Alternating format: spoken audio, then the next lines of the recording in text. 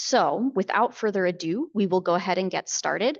I am going to invite my friend Aiden here to introduce himself first, because he's actually going to step out and be one of the members of folks helping respond to your questions behind the scenes while we continue with the panel. So thank you again for being here, and let's get started. So the first question that I have for all of you is to please introduce yourselves, your name, pronouns if you choose, your title, and then what is the most fun thing that you have done in Tacoma or the Pacific Northwest this summer?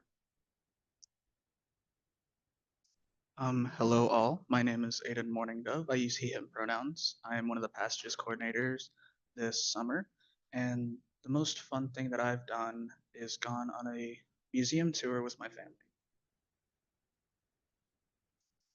Hi, my name's Eleanor. I'm also a passages coordinator. I use she, her pronouns. And the most fun thing that I've done in the Pacific Northwest this summer is my dad and sister came out and we went backpacking in the North Cascades for a week.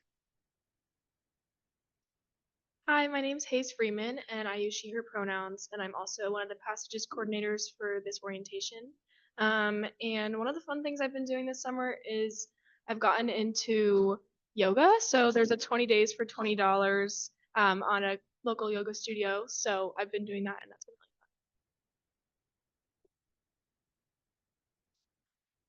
really Hello, I'm Kelly Brown. I'm the Director of Counseling, Health, and Wellness Services, and I use she, her pronouns. And one of the most fun things that I have been doing that I did this summer is we went out to the Olympic National Forest, and we went to the rainforest and took a hike, and we had a friend from North Carolina visiting, so it was really nice. I will also be masking on and off during this because I'm doing what I hope each of you will do as you come to the college, which is mask if you're going to be around someone who is vulnerable, or to mask if you are sick or around other sick people. So thank you.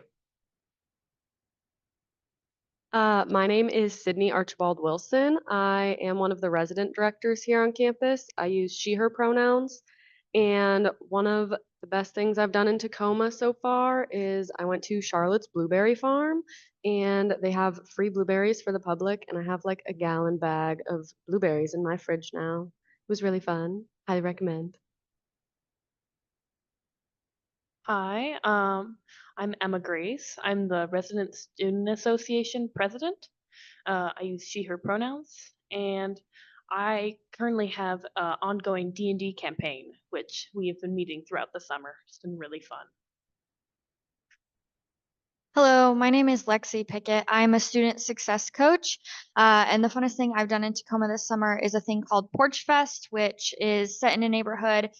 People register their porches, and then different bands play in the neighborhood, and you can walk around and hear them. And there was everything from screamo to bluegrass. And it was great to hear the variety of music that Tacoma has to offer. Awesome. Thank you all very much. Just a quick note before we dive in, I will be using my cell phone here. That is how I'm receiving questions that you are sharing in the Q&A. Again, you can start sharing those questions at any point in time, but I will be glancing down to make sure I'm getting your questions and I'm able to share them. So, okay. So this first question is going to be for you, Sydney.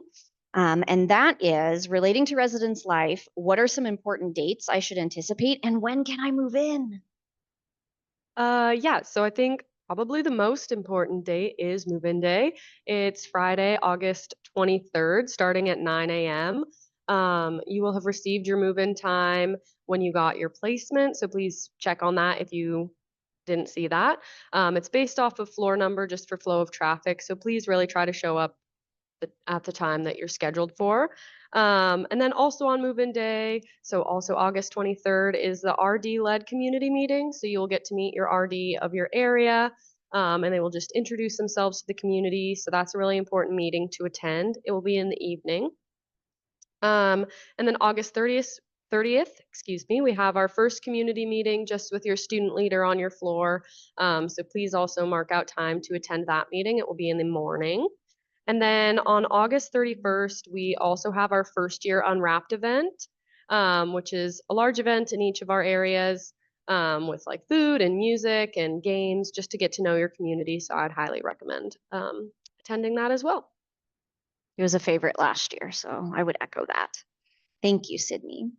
So for my passages coordinator team, so Sydney shared when we could move in, but my move in isn't until 11 a.m.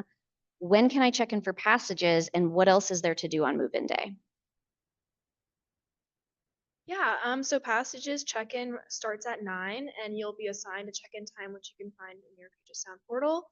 And so you can come before or after your check-in time. We do have activities that start from 9 a.m. We have Grizz's Garage from 9 a.m. to 1 p.m., which is a first come first serve sort of like pick up mini fridges or last minute dorm supplies from previous residents on campus for really great prices, but they do go really fast. So I'd recommend getting there as quickly as you can. We also have campus resource tables where you sign your W-9s and kind of get some paperwork out of the way. We have axe throwing, music on the slab, and all sorts of fun events for you to fill your time with as you wait to move in. Great, thank you. Dr. Brown, what services does CHAWS offer on campus, and when might I be referred off campus for services instead? All right. Well, we offer medical and counseling services. We also offer nutrition and psychiatry.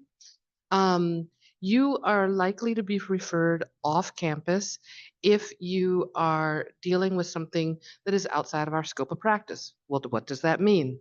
So for our medical services, it is like seeing your primary care doctor. So anything that you would see a primary care doctor for, that is what our medical team can handle. So if you have broken your leg, we're likely to refer you to urgent care. If you're having a heart attack, we're going to send you in an ambulance. Your primary care doctor does not take care of those things, neither do we. So anything primary care. As far as our counseling services, we are able to see people for depression, anxiety, trauma, all of the various things that you would expect. However, sometimes students in our counseling site are also out of our scope. If you are chronically suicidal, if you are having a very serious eating disorder that requires medical attention as well, or even substance use where you need to be inpatient, these are the things that we refer out to.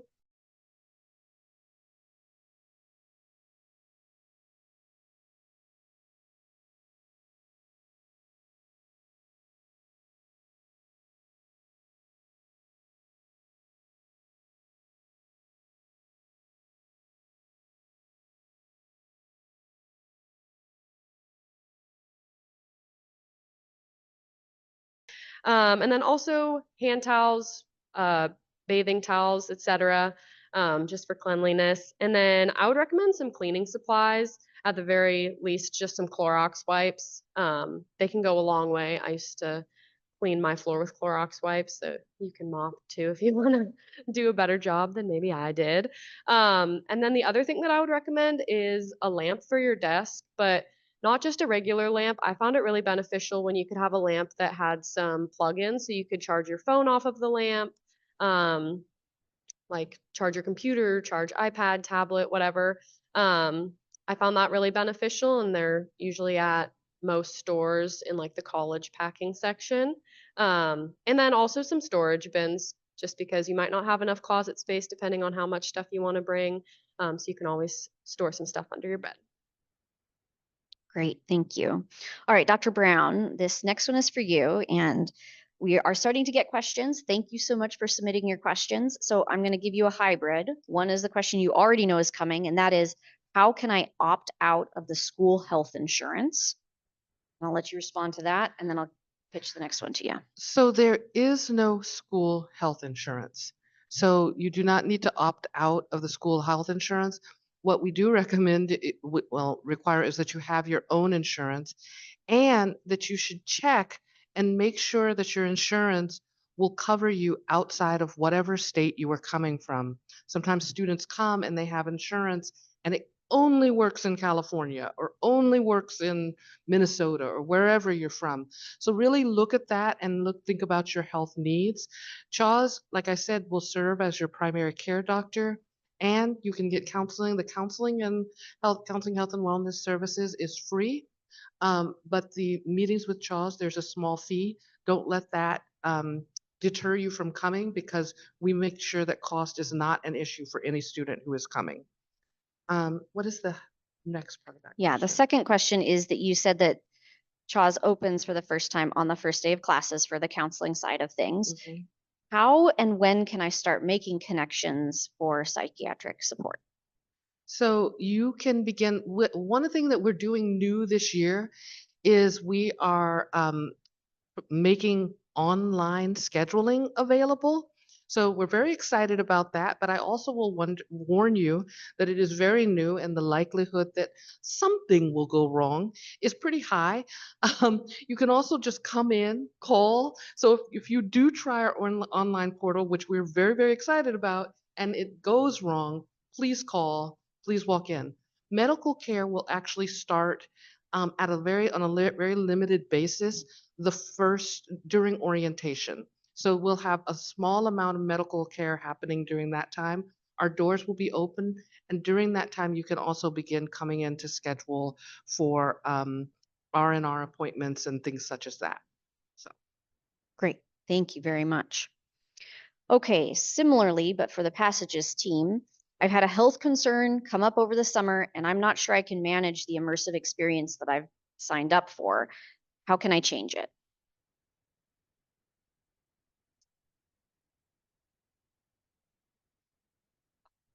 Sorry, forgot which one of us had that question, but it was me. You can just email us. We have a very handy email. It's passages@pugetsound.edu, and we'll help you sort it out from there.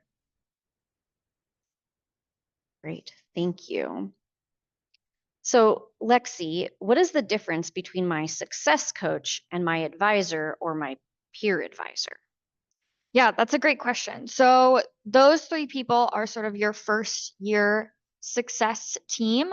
A lot of them have overlap. So if you feel like you connect really well with your advisor, if you feel like you connect really well with your peer advisor or with your success coach, a lot of the things that we can help with are similar, mostly because those three jobs revolve around you being successful in your first year. As far as the differences between academic advising and success coaching, uh, your faculty advisor, who you will be assigned, can help specifically with course planning. So, knowing exactly what courses you want to take, especially in pursuit of a specific degree. They can help with academic planning and connecting or networking with people in your field that you're interested in pursuing. You are also required to meet with your faculty advisor at least once a year, once a semester, and that is to get your advising PIN to be able to register for the next semester of classes. So you are required to meet with your faculty advisor. You also will have a faculty advisor all 4 years in school. Your success coach is here to be proactive, and we are just here for your first year. So we will be reaching out throughout the year to see how things are going, and really doing that outreach before it's time. Like your faculty advisor would only reach out necessarily when there's a required meeting. And so we are doing that proactive outreach. We are only there for 1 year. So as opposed to 4 years for a faculty advisor, we're there for 1 year. And you are never required to meet with us. So meetings are not required. And we are set up more so for ongoing meetings. Your faculty advisor has other duties, mostly like teaching classes. So they may not be a great person to meet with multiple times a month. Our office is prepared for that. So if you want someone to check in with you, we are ready to do that. And we can help with things like study skills, academic skills, and being an accountability person for you to check in. Great, thank you. We are getting a number of questions related to registering for classes. When can I start reaching out to my academic faculty advisor? And then when will I get my class schedule? And so just really briefly, we don't have anyone from academic advising on the panel today, but I can share that the way that class assignments happen for your first semester is that you fill out your academic, it's APQ. Thank you. Do you want to take this one? Sure. Great. Yeah, you're gonna fill out, or you should have already filled out your APQ. It stands for Advising Placement Questionnaire, and that is you indicating what classes you might be interested in for your first semester. This will be the only semester where you are not able to register for your own classes. So, by filling out that APQ, the academic advising team will build you a schedule based on your answers to that questionnaire. And you will receive that on August 5th. August 5th is when you'll be able to see your class schedule. When you get here on campus for passages, you will meet with your faculty advisor, and they will go over your schedule with you. And at that time, you can make some changes to your schedule if you want. So if you got put in a class that you are not interested in, there is some room to change that schedule around before the semester starts. Great. Thank you. Emma, how do I run to get involved with Hall Council? How do I join what you were sharing about?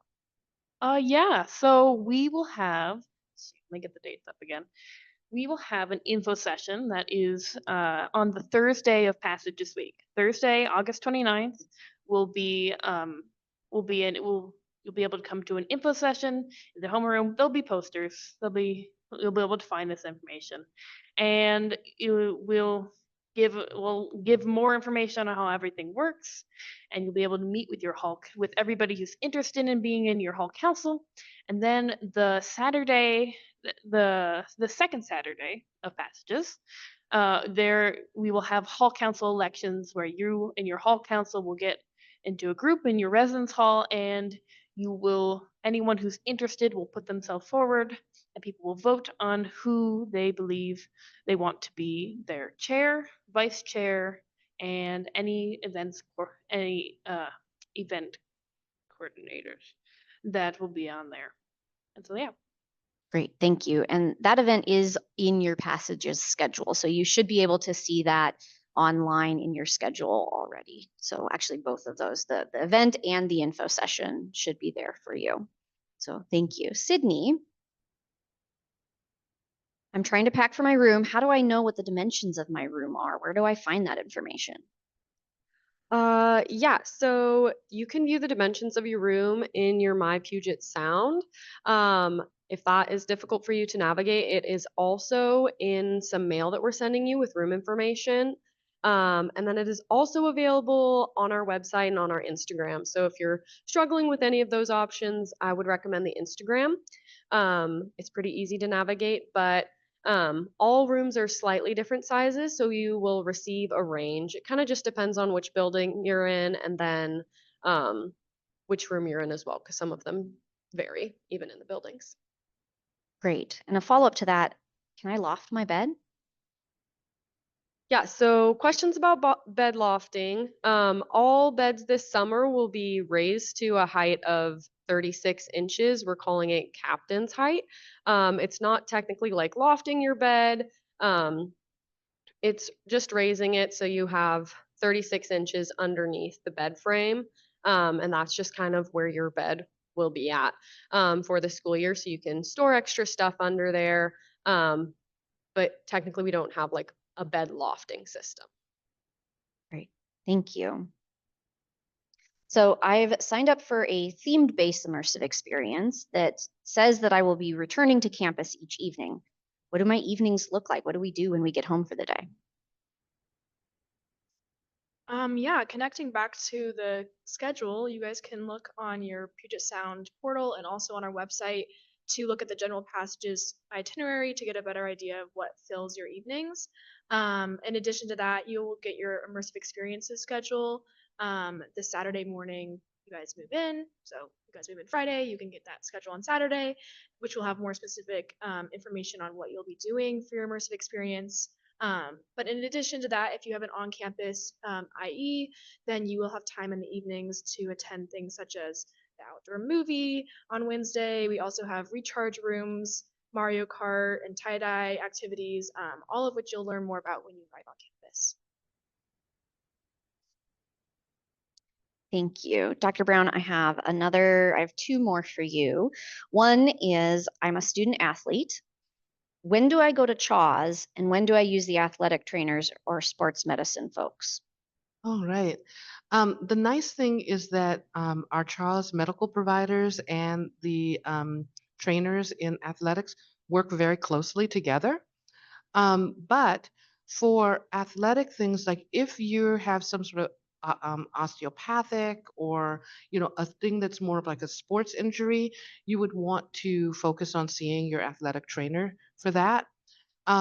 If you have general, you have the flu, you think you might have COVID, a strange rash, this is the things that you'd want to come and see a child's provider for.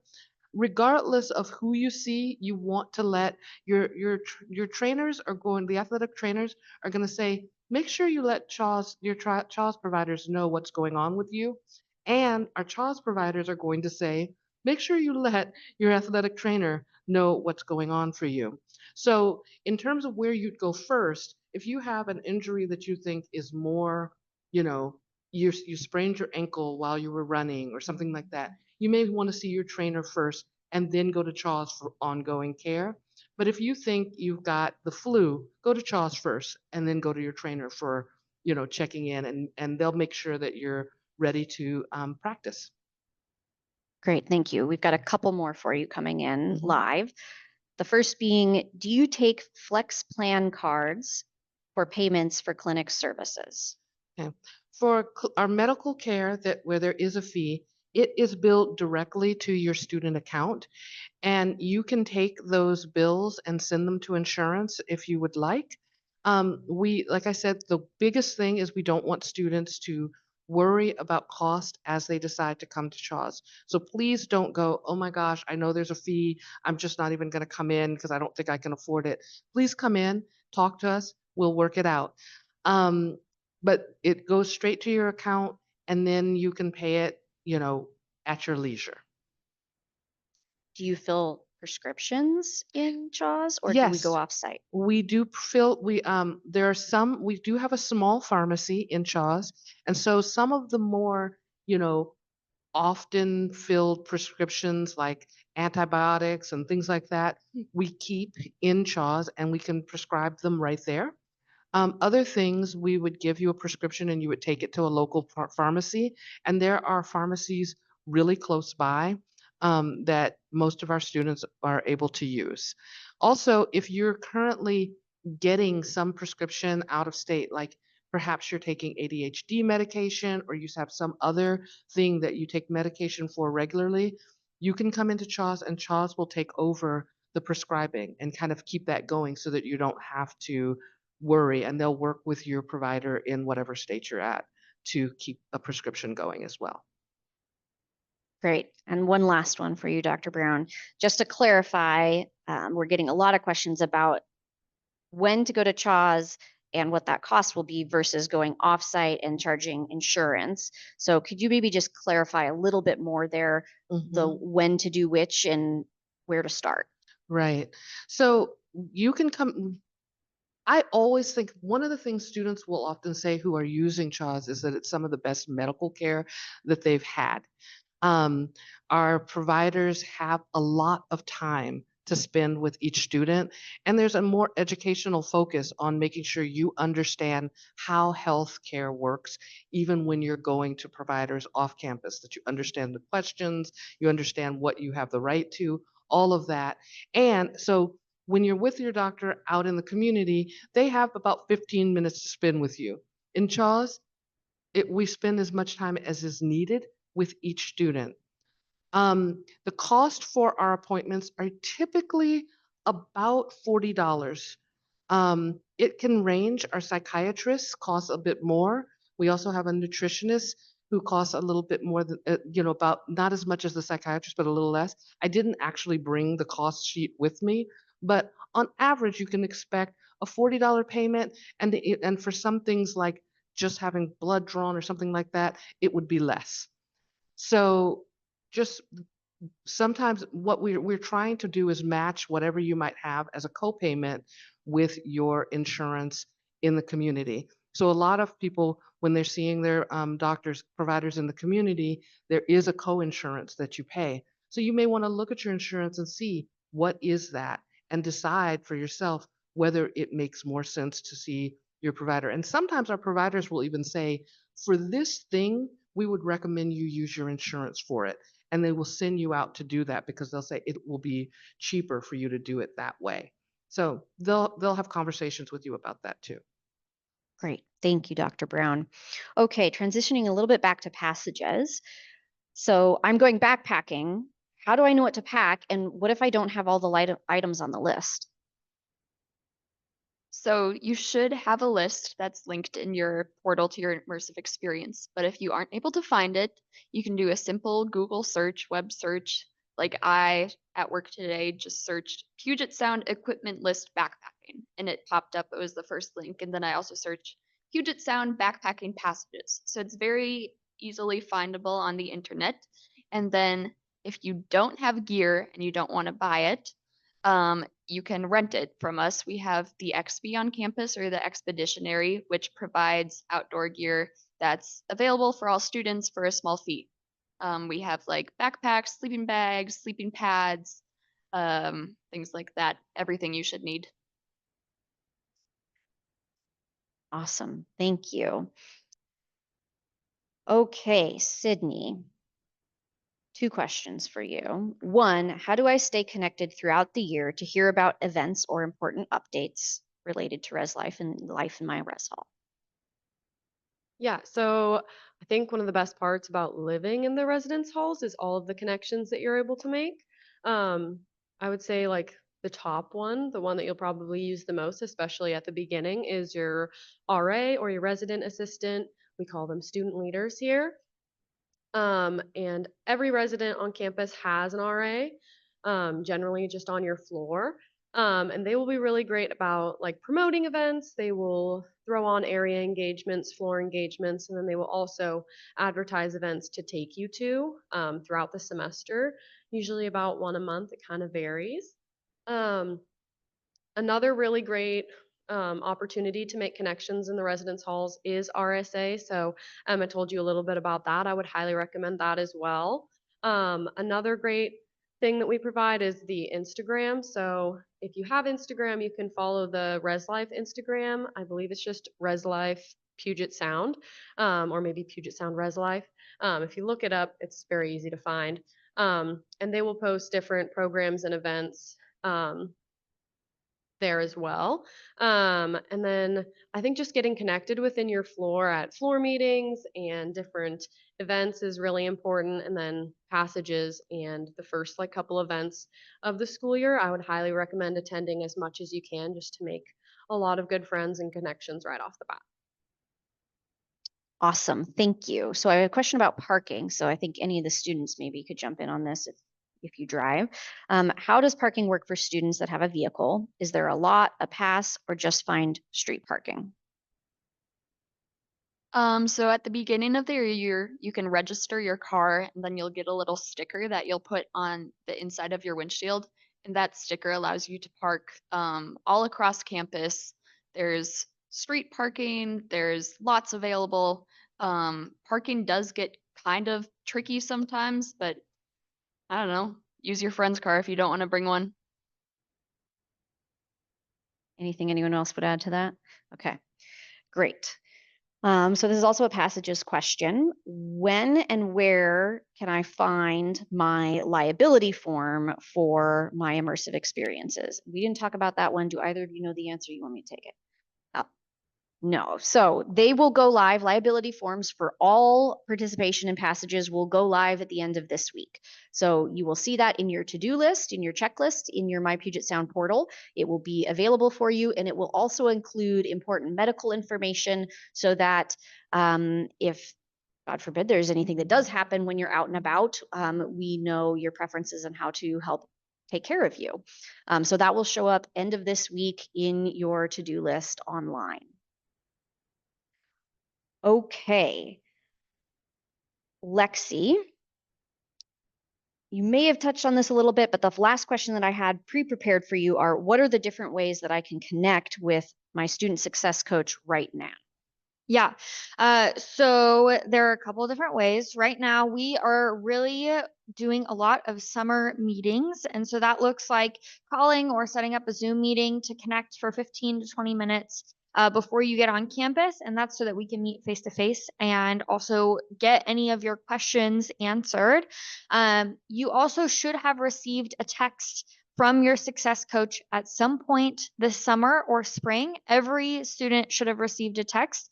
If you feel like you maybe didn't, we got a number wrong, something like that, you can always go onto our website. If you just search Puget Sound Success Coaching, it will go to our portal. Will and I's number are both on there, and you can text us or call us, or you can email our email successcoaching@pugetsound.edu. Yeah, but the ways to connect right now, those summer meetings, we will be meeting with students during passages or texting us any questions that you have. Awesome, thank you. I have a logistical one from a student that says, there's been so much going on this summer, totally relatable, and we're not sure if we signed up for passages. How would we figure out if we've done that already? And if not, how can we do that now? So what I would say is, if you go onto your My Puget Sound portal and you do not have, there should be a tile, a second row if you're on a laptop, that says passages orientation, and it should say My Passages schedule, and it will have your immersive experience listed as the primary activity. If you go on and it says pending, that means you didn't fill out your registration form. That registration form should still then be in your checklist, your to-do list. So you should be able to go in and submit it that way. If you maybe started it and didn't finish it, or if you, well, that's really the only reason that it would still show up in your checklist. So check there first. If your immersive experience still says pending, the other possibility is that what you submitted, we've had a couple of students this year be able to submit for some reason without ranking your top choices of immersive experiences. And so if that's the case, you were put into a catch-all immersive experience, and it will tell you to please email us so that we can get you scheduled. So check on your My Puget Sound portal first. If not, email passages@pugetsound.edu, and then we will work with you to get your rankings in and get you into an immersive experience. So thank you for that. The next question that we received was, again, about renting gear for backpacking or car camping trips. There's two. So the first is, did you say there's a place to rent backpacking packs on campus? And if we've already signed up to rent things, where do we go to get them, and when will we do that? Yes, so there is a place on campus where you can rent gear. It's in this cute little building called the Expeditionary, a little house, more commonly known as the XP. This is an example of things to do before you move in, like Haze's question. So during move-in day, you can go over to the XP and you can say, I need to rent a sleeping bag, a sleeping pad, and a backpack. And then at this XP, you'll be able to make your payment and then get the gear and then bring it back to your dorm, and then you'll just bring it backpacking or car camping or whatever you do. Great, thank you. Many of you may have ranked backpacking or car camping high on your list, and if, because those are very popular immersive experiences, you didn't get into that, but you had said, oh, I need to rent a backpack, we automatically cancel that rental fee for you. You will not be charged, and you will not be expected to go pick it up on move-in day. So we've gotten some questions about that as well. However, if you did get into those immersive experiences and need the gear, then we will help send you over to the Expeditionary, as Eleanor suggested. Awesome, thank you. I think this is probably a question for me, but I will pitch it to the group, and if someone is like, I know, then feel free to jump in. So the student says, I have work study. Will I be able to get a position once I get to campus? Okay, so Work study placements will happen during Passages Week. If you have work study on move-in day, you will go to the rotunda and you will fill out paperwork, your I-9s and any other forms that are necessary for taxes and work eligibility. And then that is done with our Career and Employment Services team. So you'll start there and take care of that paperwork. And then the Saturday morning, there is a work study employment session where my colleagues from Career and Employment Services will go over the process for being placed into a work study position on campus. And then Monday and Tuesday of Passages is when offices will be you will be asked actually to reach out to your hiring supervisor to set up an appointment to meet with them for a brief interview for the role. And those, you have time Monday and Tuesday for those interviews to take place. So you'll get information when you get here, you'll fill out your paperwork, and then you'll reach out to the campus office that you are provided with to set up that interview and be able to do that during Passages Week. So you're ready to go for the beginning of the year. Okay, I have a dining dollar question, I think, for our student team here. How do I use my dining dollars? And is there a way to keep track of how much I've spent and how much is in my account? Tag team it. But yeah, so I really like how we do dining dollars. It gives a lot of flexibility.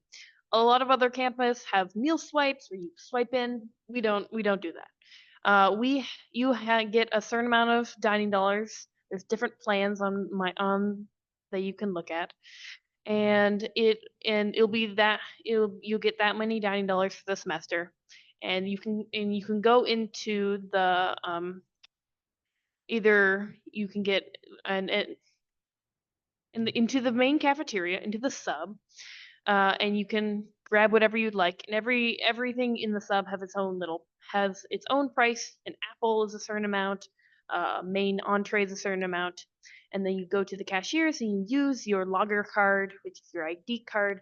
And you can just pay for what you got. So if you just want an apple, you can just pay for an apple, and you don't have to use a meal swipe on that. Additionally, I'd recommend when you're choosing what meal plan to select, you can always add more dining dollars, but you can't take away. So that's always a hard learned lesson for some people. If they like end up getting the D plan, which is like a lot of food, and then they don't use it, they end up having a lot of dining dollars left. So I would start lower. You can always add more dining dollars as the year goes on. And additionally, if you end up buying too many dining dollars, there is a way to kind of give back to the student population if you have extra dining dollars near the end of the year and giving that to some people who might need it to get through the last weeks of the school year. Yeah. To add on to how you can check your dining dollar balance, you can easily check it through an app where you order things from the seller, that's the pizza place in the student union building, or like grill items. It's called the Get Mobile app. And you can see your balance through there. And I also would add that dining dollars not only work at the cafeteria, but they also work on the coffee shops and at the seller market. Great. Thank you. Getting a couple more questions just to clarify about where to find your Passages schedule and information. So if you log into My Puget Sound, your portal, there will be one of the tiles on your dashboard that is Passages orientation. And if you click there, it'll open up your entire schedule. We've gotten a couple of questions. When you first open that outside of Passages Week, it just shows the day of the week. And then there's a little down arrow caret. And if you click on that, it'll open up the full schedule for that day. During Passages Week, it will automatically open to the day of the week that it is. So it's easy to get to where you need to be that week. But for now, you do have to open each individual day to find some of that. Again, if you are seeing something that says pending, please email us and we will work with you to make sure that we get you into an immersive experience and so that you're able to participate fully in the week of Passages. Okay, we have about 10 minutes left till we wrap up, so please go ahead and throw any additional questions into the Q&A that you might have. I'm going to jump back briefly to the meal plan question. The other thing I would say is that Monday afternoon of passages, your schedule right now just says optional concurrent sessions or concurrent sessions optional. And that is an opportunity. We have about 18 different sessions that you can pick and choose, sort of to design your own schedule for that afternoon. And one of them is about how to get the most out of your meal plan. So if you have further questions, come to that session Monday afternoon of passages, and the members from our dining and conference services team will be there to help respond to those questions and to help you think through how to maximize your meal plan throughout the academic year. Okay, so one of the big events that happens early in the academic year that is after the start is Log Jam. That's a significant activities fair, and it's just a super fun tradition on campus. And I'd love to get a sense from the students, what do you do when you go to Log Jam? What's one recommendation you'd have for incoming students as they approach that event? I'll start. I would say look at everything. I don't think I know the number of clubs or emails, sign up sheets that I signed up when I went to my first log jam, but it was like all of them. You don't have to go to all of them, but it's a what all the clubs come out in force. They set up all tables. You can get fun swag and candy from everything. It's just it's one of my favorite starting of the year events to go to, even as a returning student, especially as a returning student. So I just say try everything. Yeah, definitely try everything. You might find something like kayaking club or beekeeping club, or there's something for everybody. And then it's also just a good opportunity to talk to students who aren't freshmen. Um, like you said, a good opportunity to get stickers and candy and spin a wheel for a t-shirt. It's a fun activity, and there's also free food. Additionally, there's also a lot of interactive things going on. It's located on Jones Circle, so around the fountain. And you kind of can go around and on like the patch of grass, there's people throwing frisbee for the ultimate frisbee teams here on campus. Last year, we also had one of our local a cappella groups perform near the end of the event, and that was really awesome. So it's just a great event for everyone to come together and see what our campus has to offer and meet everyone in the proximity that you are now entering in a couple weeks. Okay, great. We have a question about whether there will be a printable version of the passages schedule available. And so what I would say is if you're looking for a hard copy, they are posted around campus in a variety of places. Every residence hall gets a series of posters with the schedule on it for the week so that you can find that in your living area each morning if you want to check things. And then we also have it hung up in the sub in the student union building right outside the diner. And so those are great places to be able to come and check and sort of think through what am I doing for the day. Also, when you get here, or you could do this now, you can download the Okta mobile app. That's OKTA, Okta mobile app. And that is an excellent way to access your entire Puget Sound portal from your phone. And it's great for the passages schedule as well, because then you don't have to be on your laptop. You can be anywhere on campus. You can pull up, log into that. You can, if you're comfortable with the Face ID, do that, makes it quick and easy. And then you have quick and easy access to the passages schedule wherever you go. So yes, it is printed. You will not get an individual copy of the schedule that is printed, but it will be available in printed format all over campus when you're here. Okay, we have about 5 minutes left. I'm not seeing any further questions come in to me from the team in the background. Oh, here comes one. How does rush work and when does that start? You want Rush is a very unique process at our school. Just last year, we transitioned from doing spring rush to now fall rush, which typically fall rush is what happens at schools, especially larger schools. So that's a new thing for us. It'll be our second year doing that.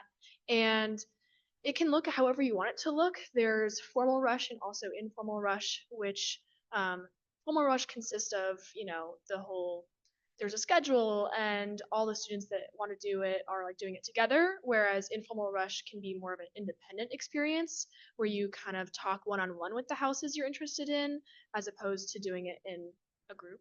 And that has different appeals for everyone. So definitely like depends on what you're looking for. And Greek life here on campus is it's very different from bigger schools in the sense that it's more of a community of people who have alike interests and want to spend time together. There's not as much pressure to do it. It's not a big population here at school. So definitely trying it out is something I would recommend, but it's not something that you should feel forced to do. Great, thank you. I have one last one for Dr. Brown. What vaccines do I need to make sure I have before I can move in?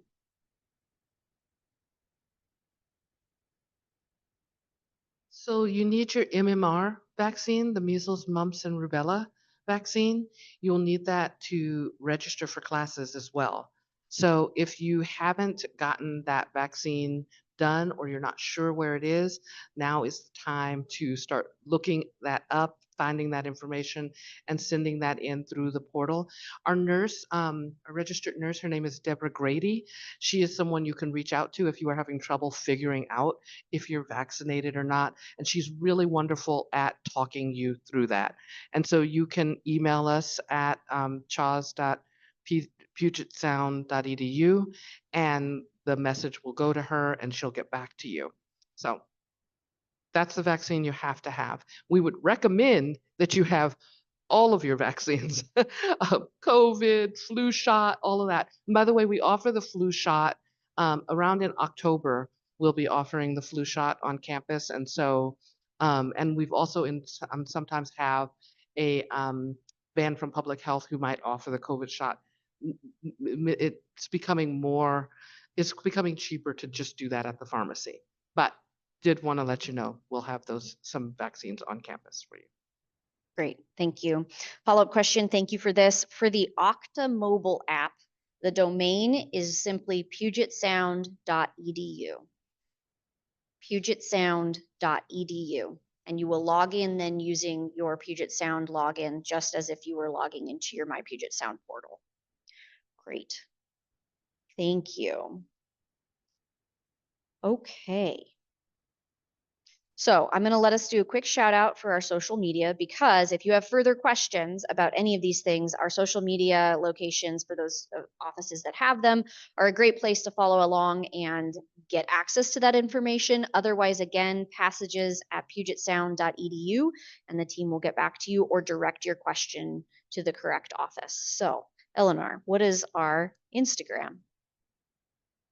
It is Puget Sound Passages. Puget Sound, like our school, and passages, like the activity.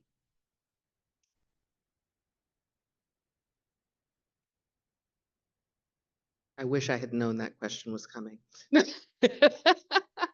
So I will say, as the director, I am not very social media savvy. However, we do have our wellness and prevention specialist, Danielle Buss, who runs our social media. So I know we have one. We have an Instagram, happens all the time.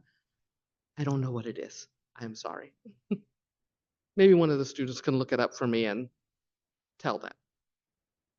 Ours, I said earlier, but I just confirmed that it is Puget Sound Resli.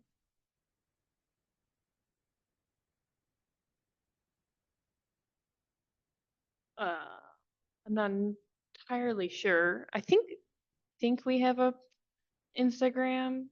I'm not the most familiar, but I know there's also Instagrams for different quads that you could be in. We have North Quad and South Quad, which also have Instagrams, which are a great place to look for events at. And we do in fact have an Instagram. It is RSA underscore Puget Sound. We'll put up any events we will be hosting, such as the first event on the Saturday where we will be hosting glow in the dark capture the flag. And this just in from other people. It is Chaz at Puget Sound is our Instagram. Awesome. I also did not know this was coming, but if you search Puget Sound Success Coaching Instagram, our Instagram will come right up. I don't know if it's like pugetsound.successcoaching or something like that, but it is not hard to find Puget Sound Success Coaching. I also just realized, I know that when students are new to campus, we call Counseling Health and Wellness Services CHAWS, which is spelled CHWS. There is no A. So, CHAWS. Awesome. Thank you very much. Thank you everyone for being here. Yes, this is being recorded and we will get the recording out to folks who are interested in it. Thank you again for being here. We're getting so close. We're counting the days at this point to being able to welcome you. Do reach out if you have questions, and otherwise we will just be excited to meet you on the 23rd of August, if not sooner, for those of you who may be joining us trickling in for sports or other things in advance. So thank you again, and we'll see you soon.